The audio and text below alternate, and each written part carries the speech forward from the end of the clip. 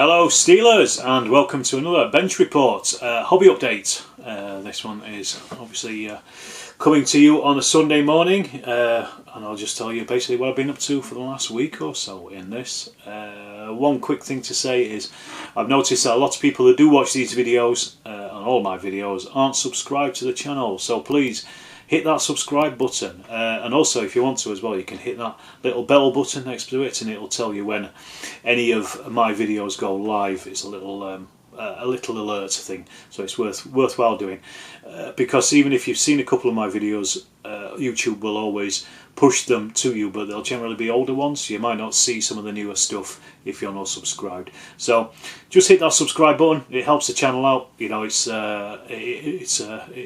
very much appreciated from my point of view, and it's just it's free. What more do you want? It's free.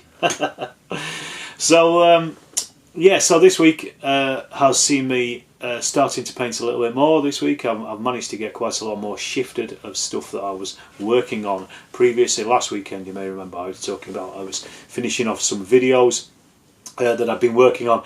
I was just getting those out of the way and just drawing a line under them, so I did that. So for the rest of the week I was able to actually start painting stuff again. I started on the German support group for O Group. These are various mortars and machine guns and bits and pieces. This is the Plastic Soldier Company's 1944 Grenadiers box, German Grenadiers.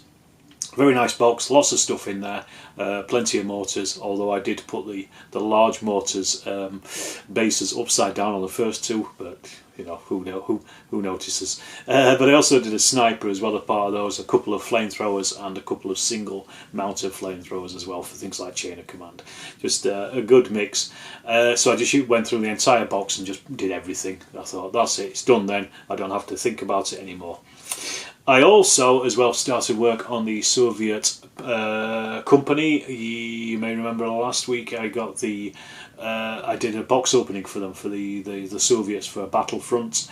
So check that video out. It's in one of the recent uploads, so check that in there. And also I just started work on the first company as well. So I finished these along with a sniper. So this again is 3 sections in each platoon, 3 platoons in the company. I haven't done the officers yet. I'm just doing the basics at the moment to try to, so I know how many figures I've got left over to mess about with afterwards. I have started, it's on the table at the moment, I've started the second company, so I don't think these are going to take too long. Next couple of weeks that will probably be finished and I can draw a line under that. And that's also meant as well that I managed to get all my figures out, because I sold them to Ian over at the Barnsley Wargames Club. I sold the Germans to him last week and I'm selling the Soviets to him this week. I'm going to drop them off tomorrow, so that's another load of those gone. There should be some pictures of them at least showing on the screen now. So that was my big collection, all Peter Pig stuff, all probably about 30 years old. I was using them, but I wanted to upgrade them, like I say, basically, and just do something different. Half of them never saw the tabletop, so if somebody else can use them, then all the better for me, as far as I'm concerned. I also finished another 3D printed building. This is another Patrick Miniatures building as well, another one of the many that I've got in the boxes still. This is the 2-story one, and I used some leftover brick walls that I got, I think from Ironclad Miniatures. I think that's where they came from. So I put those together into a nice little diorama. Used the bricks as well that I got from eBay from railway modelling sets. I can't remember where exactly, but I can find them. But they're the 1/200 scale bricks, so if you just search for those on eBay you'll find them. So I got some of those, scattered those around. I'm quite happy with how that looks. Also as well, in the post, you remember last week, I got from Richard Hogg, I got amongst all the other stuff he sent me a couple of Type 95 Kurogane trucks and transports, Japanese ones. I don't actually have any Japanese vehicles, so these are a nice little addition to my Malaya stuff. They'll just do as little trucks and transports and staff cars and things. Very nice little models. Took no time whatsoever to paint.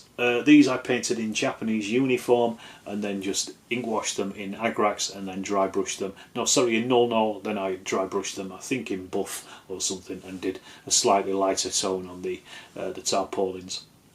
Very nice little vehicles. Also as well, I experimented with a couple of fields, making a couple of fields. One came out better than the other, but that's because I mounted it on plastic card. I'm still experimenting with these, but I am going to make a video about how to make them. Quite a few people have asked, so that will come at some point in the future, so please stay tuned for that, and it will happen. They were very easy to make, if I'm honest. But they will be. Like I say, I will make a video on how to make them anyway, just at least how I made them. And speaking of which, in the post, I got these sheets of corrugated foam. These came from Hobbycraft. This is what I used to make the fields. The only thing I've got, my problem with these is that they're just ever so slightly too nice. You know, I'd like them a little more rustic, so I'm trying to work out a way to do that. But these will be used for any future fields now that I've kind of got an idea of how to do them. But I've got some ideas of how to do cornfields as well, which I'm going to work on once I've got some plastic card that I'm waiting for to come through the post. So that's part of it. I also got in the post as well some dead and dying casualties, 18mm casualties from Eureka Miniatures.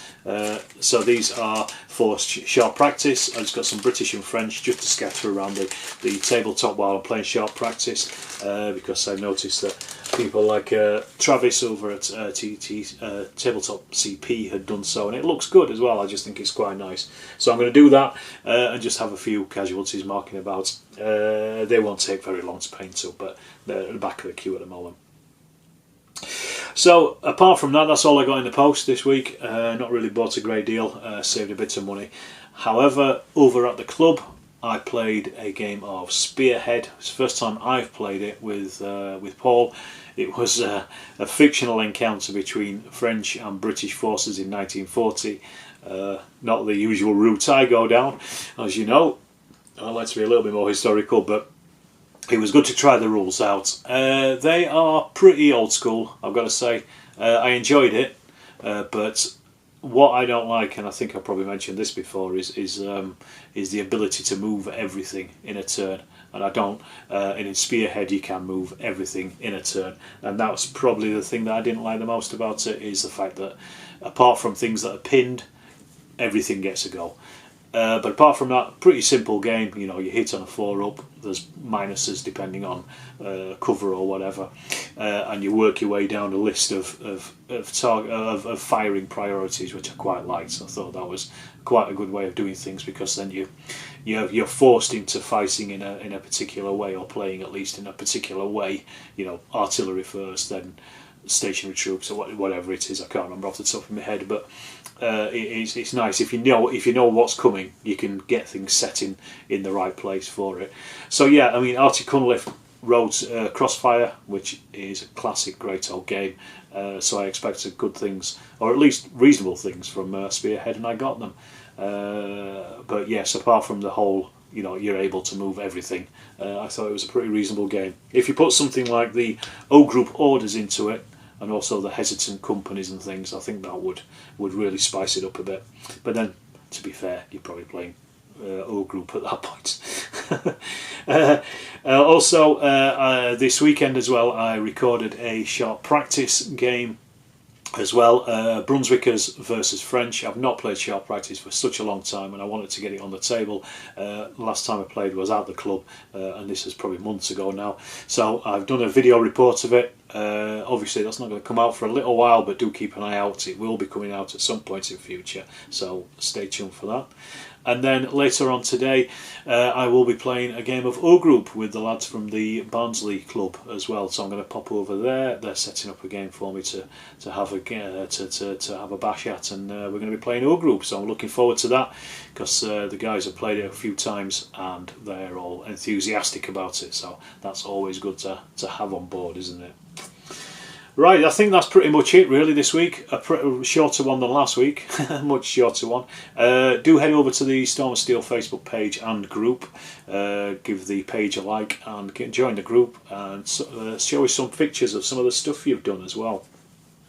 I did mention as well in passing I put a vote up on the channel on the community tab about doing an Ask Me Anything and I am going to do one. I've not announced it yet, but I will. I'll put an announcement out, and I'll gather up various questions. I might do a live stream and a separate video, so people can at least get all their questions in if they want.